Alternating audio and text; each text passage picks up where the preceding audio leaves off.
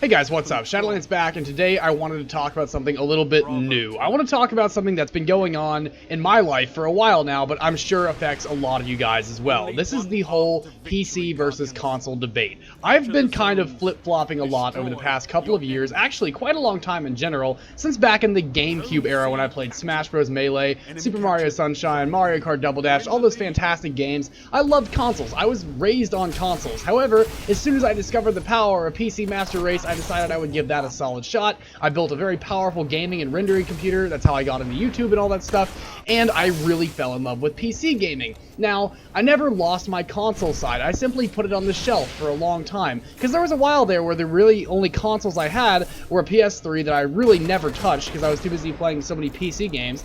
And I had some handheld games. I played Pokemon, I played a bunch of other stuff that my friends played. But overall, I kind of put the consoles on the shelf for a while and decided to play PC.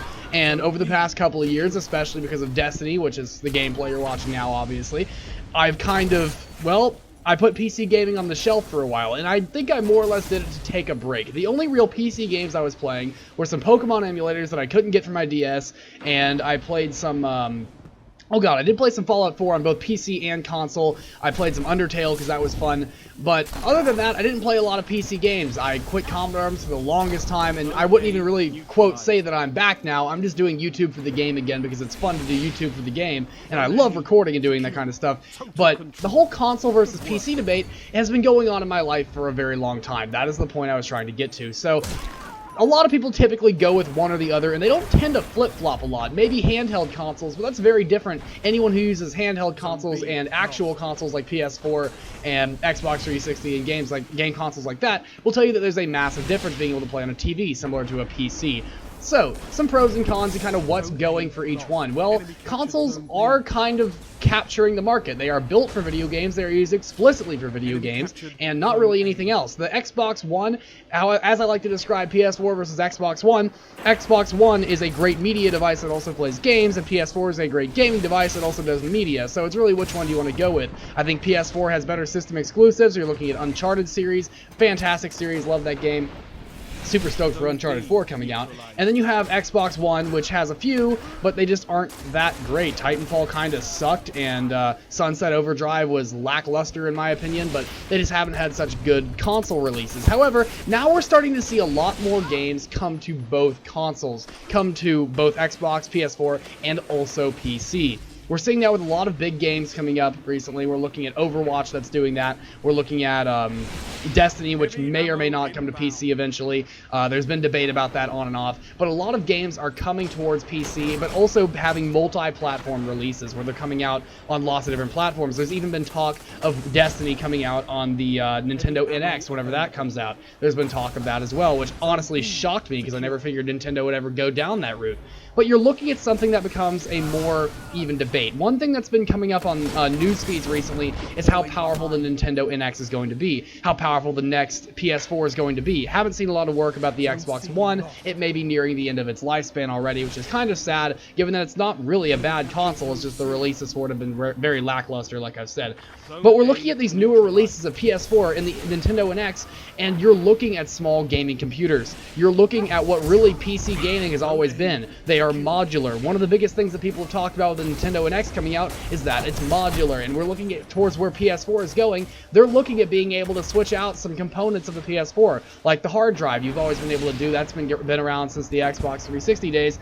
You can do that with the PS4 now. You're looking at more powerful gaming machines. You're looking at Steam machines. You're looking at Steam VR. A lot of this technology that for the longest time has been exclusive to PC. And the biggest thing that has been PC's biggest argument about PC Master Race versus other consoles is the ability to modularize your device, the ability to swap out the RAM, swap out the video card, swap out the hard drive disk for a solid state as opposed to a regular hard drive disk. You're looking at a lot of this stuff, and a lot of the other things is you wouldn't ever. A lot of people who wanted to get into streaming and stuff could never do so without a video capture card for their consoles. And now, with the things like the PS4 and the Xbox One, what they brought forward is that you can video capture the last 15 minutes, so you're always recording. You can do stuff like that where you can record very easily, which was never accessible before without a video capture card that you purchased separately. Not to mention the amount of hard drive space that takes up, which the game consoles are now able to accommodate. We're still looking at the Wii U with only 32 gigabytes. However, a lot of you know that you can get terabyte hard drives for the PS4 and for the Xbox One. This is stuff that has been exclusive to the PC for the longest time. It has been that way since the dawn of the gaming era in PC versus console. And now that argument is going to break down over the next 5 years or so. I think that 10 years from now, that argument will be dead, it will be moot, it will be pointless. You won't be able to make that argument. So, what will people be able to say? Oh, PCs are so much better than consoles. Here's my honest opinion. They're not better. They're not better or worse. Yes, you can play more games on them. Yes, you can play games on higher quality and settings. But the game point at the end of the day is, what are you playing games for? You are playing games to have fun. You let people enjoy things. Yes, they may not be playing on the same console as you. All that may mean is that you can't play online with your friends. Yes, they probably need to buy the same console as you. Maybe you need some better coordination. But at the end of the day, all these consoles play games. It doesn't matter how well you play the game, because quite frankly, while it's fantastic you could run Crysis 4 at 450 frames per second, hate to break it to you, but the human eyeball is not going to be able to distinguish anything above 60 frames per second. All these arguments that PC has been able to make all over the years are breaking down. Now, are PCs more powerful? And will they be more powerful for quite a while? Yeah, absolutely. Unless you're able to go and build a console and somehow get access to the open software, which is actually not open, you won't be able to do that. So until that comes around, it's going to be a while before we see that. The Steam machine is the closest thing we have to that right now, other than outright PC gaming. A lot of games don't release their source code for a very good reason, and same with other operating systems like the PlayStation operating system and the Xbox operating system. They just simply don't release those. On that note, that's kind of where I wanted to drop off today, guys. I just wanted to say, honestly, at the end of the day, we play games because we enjoy games. We play games because we want to come home at the end of the day and sit down and do something mindlessly for a while, or maybe really get engaged with a group of friends over something that we've been putting our time into and that we enjoy. It's a hobby. It doesn't matter whether you play on PC, it doesn't matter whether you play on PS4, it doesn't matter whether you play on the old Nintendo Entertainment System. You're sitting down to play a game to enjoy yourself, and that's exactly what you're goddamn gonna do. Thank you guys for watching. Please rate, comment, subscribe, and I will see you guys in the next video. Shadowlands out. Only 5 minutes left. Zone A, secure. You control all zones. Enemy captured Zone C.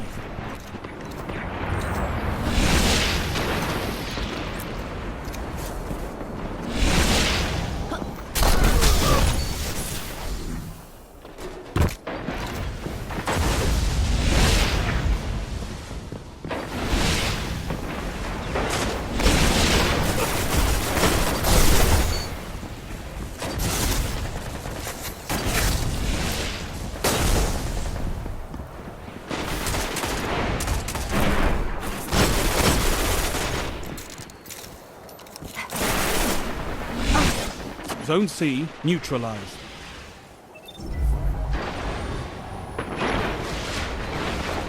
Zone C secure. Total control. Good work. One final push and victory is yours.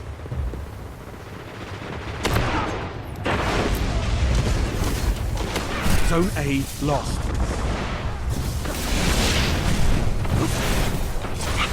Enemy captured Zone A. Double kill. Nice work, Guardians. Your efforts have been noted.